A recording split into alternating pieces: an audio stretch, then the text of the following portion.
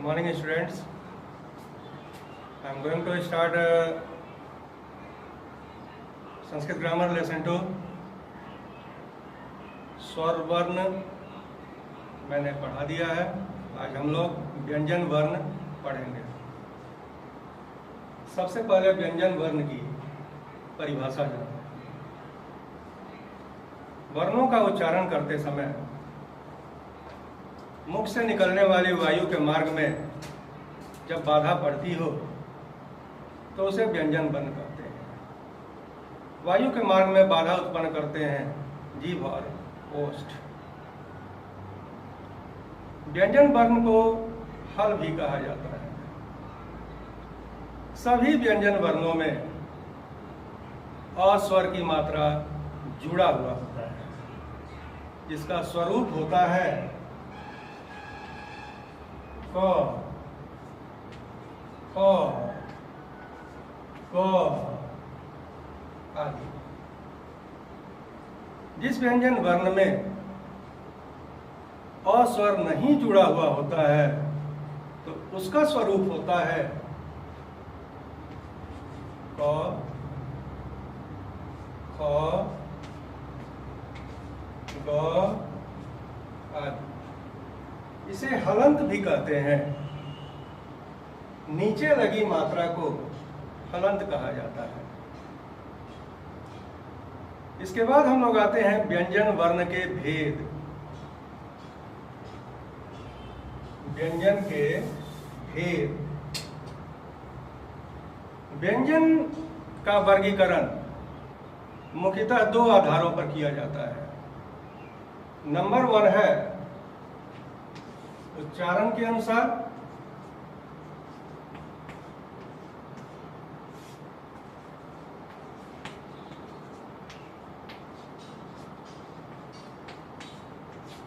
दूसरा है रचना के अनुसार.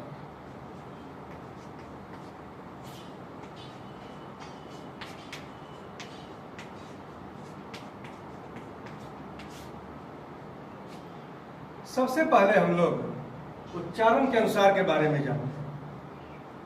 उच्चारण के अनुसार व्यंजन वर्णों को 3 भागों में बांटा जाता है. नंबर 1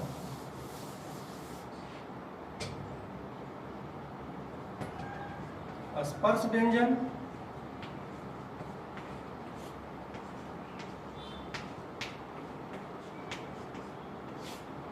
दूसरा है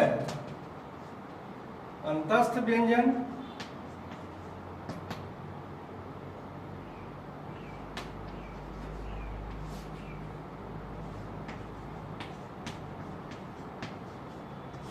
और तीसरा है ऊष्म व्यंजन.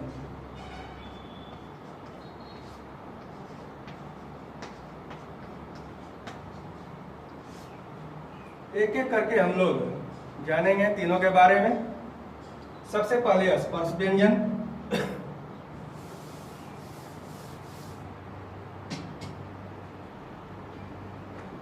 जब हम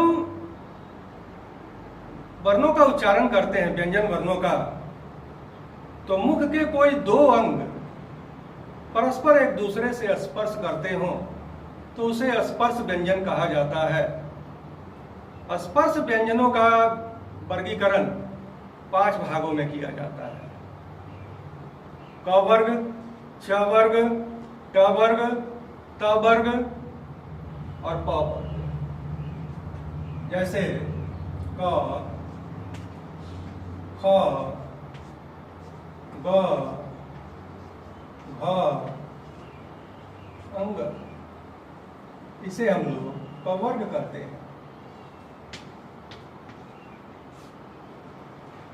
च, छ, ज, झ, ञ. इसे छ वर्ग कहते हैं. ट, ठ, ड, ढ, ण. इसे हम लोग ट वर्ग कहते हैं. त, थ, द, भ, न, इसे तवर्ग कहते हैं। अ, ह, भ, ब, प, फ, ब, भ, म, इसे अवर्ग कहते हैं।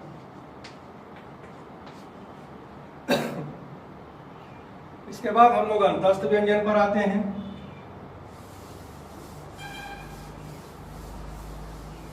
दूसरा है अंतस्थ व्यंजन। कुछ व्यंजन वर्ण स्वर और व्यंजन, कुछ वर्ण स्वर और व्यंजन के बीच में स्थित होते हैं, इसे अंतस्थ व्यंजन वर्ण कहते हैं। जैसे य, र, ल, व, ये अंतस्थ व्यंजन वर्ग कहलाते हैं। तीसरा होता है ऊष्म व्यंजन वर्ग।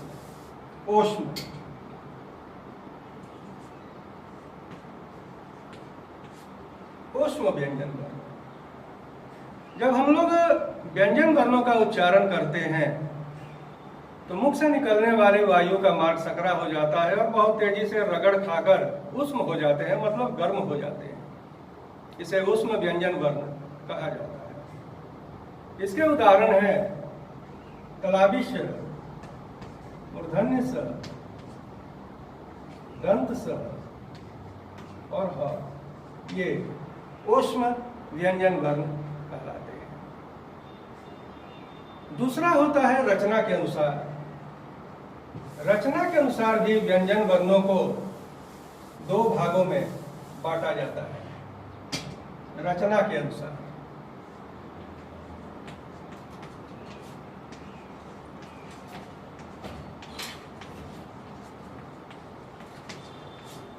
पहला होता है साधारण,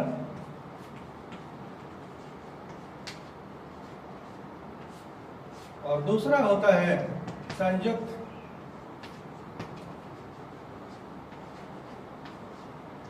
संयुक्त व्यंजन वर्ण।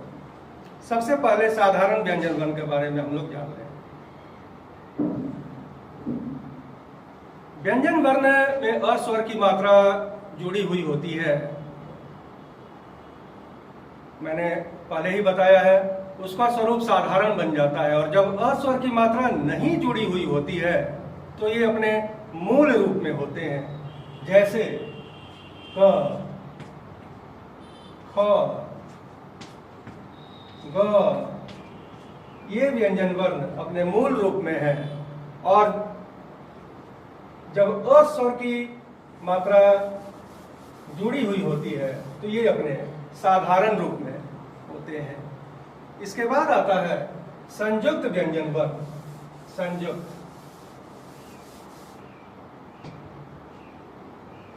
संयुक्त व्यंजन वर्ण।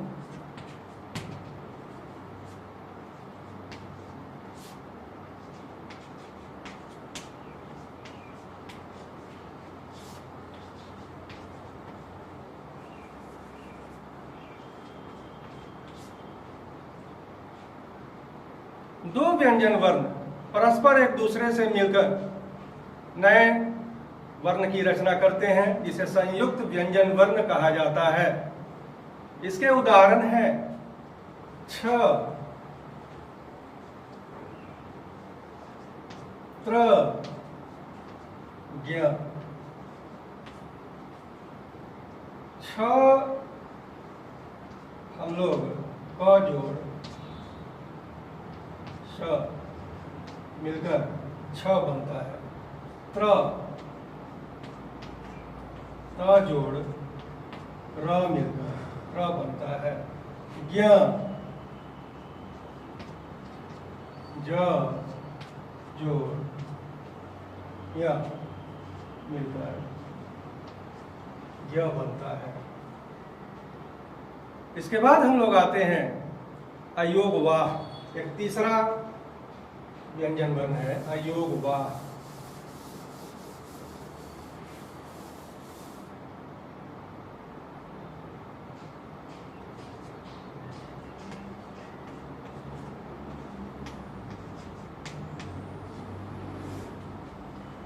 संस्कृत में दो और वर्ण होते हैं जिसे अयोग वाह कहा जाता है। इसके उदाहरण हैं अनुस्वार और विसर्ग। अनुस्वार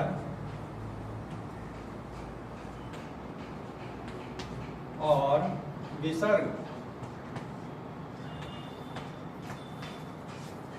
अनुस्वार को हम लोग इस तरह रिप्रेजेंट करते हैं और विसर्ग का ये चिन्ह होता है। That's all my dear student. Now your assignment. इसको मिटा के तैयार हो गया ये? हाँ कंप्लीट हो गया।